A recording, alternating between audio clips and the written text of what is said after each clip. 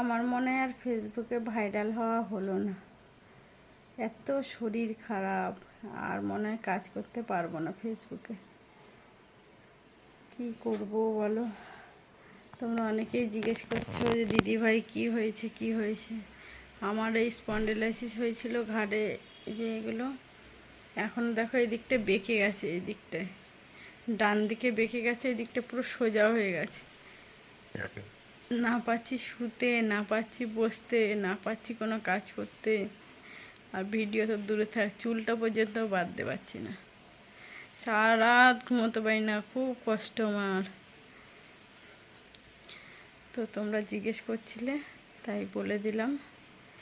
আমার মনে হয় না আমি আর কাজ করতে পারবো। এখন দেখা যাক ওপরওয়ালা কী চায়, না মরেই যাব তার আগে, ভাইরাল হওয়ার আগে কি জানি। হয়তো ভাইরাল হয়ে মরে গেলে হয়তো ভাইরাল হতে পারবো, তাই না? তখন সবাই দেখবে ছিল একজনা, সে মারা গেছে, তাই না? তাই চলো সবাই ভালো থেকো, সুস্থ থেকো। টাটা সবাইকে।